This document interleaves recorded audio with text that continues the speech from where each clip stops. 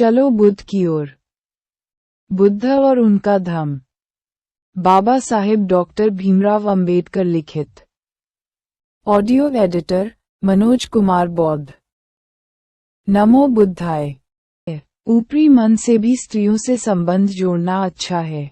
इससे आदमी का संकोच जाता रहता है और मन का रंजन भी होता ही है। 7. निरादर न करना और उनका कहना मानना, इन दो बातों से ही स्त्रियां प्रेम के बंधन में बंध जाती हैं। निस्संदेह सद्गुण भी प्रेम का कारण होते हैं। स्त्रियां आदर चाहती हैं। 8. हे विशालाक्ष, क्या आप ऊपरी मन से भी उनके सौंदर्य के अनुरूप शालीनता दिखाने के लिए उन्हें प्रसन्न रखने का प्रयास न करेंगे? 9. दाक्षिण्य ही स्त्रियों की औषध है। दाक्षिण्य ही उनका अलंकार है।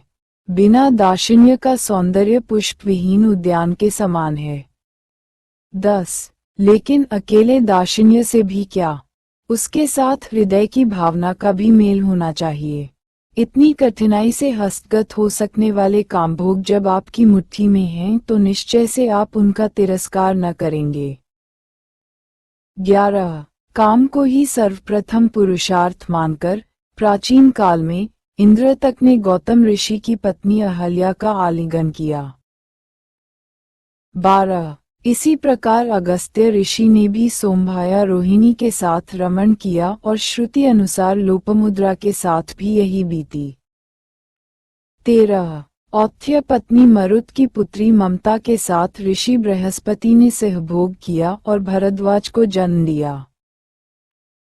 14. अर्घ्य अर्पण करती हुई बृहस्पति की पत्नी को चंद्रमा ने ग्रहण किया और दिव्य बुध को जन्म दिया। 15. इसी प्रकार पुरातन समय में रागातिरेक से पराशर ऋषि ने यमुना तट पर वरुण पुत्र की पुत्री काली के साथ सहवास किया।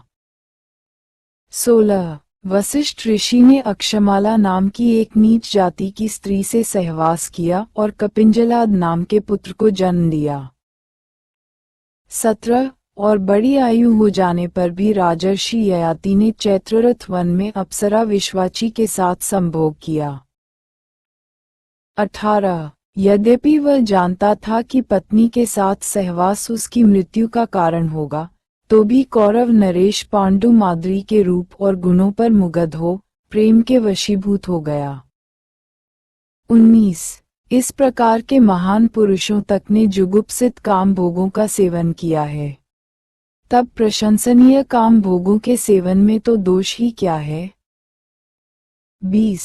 ये सब होने पर भी आश्चर्य है कि शक्ति, तारुण्य और सौंदर्य से संपन्न आप उन काम भोगों की उपेक्षा कर रहे हैं जिन पर न्यायतः आपका अधिकार है और जिनमें सारा जगत आसक्त है। 12. प्रधानमंत्री को राजकुमार का जवाब। 1. पवित्र परंपरा से समर्थित उचित ही प्रतीत होने वाले इन वचनों को सुनकर मेघ गर्जन सदृश स्वर में राजकुमार ने उत्तर दिया। 2. आपकी स्नेहसिक भाषा तो आपके योग्य ही है, लेकिन मैं आपको बताऊंगा कि आप कहाँ गलती पर हैं। 3. मैं संसार के विषयों की अवज्ञा नहीं करता।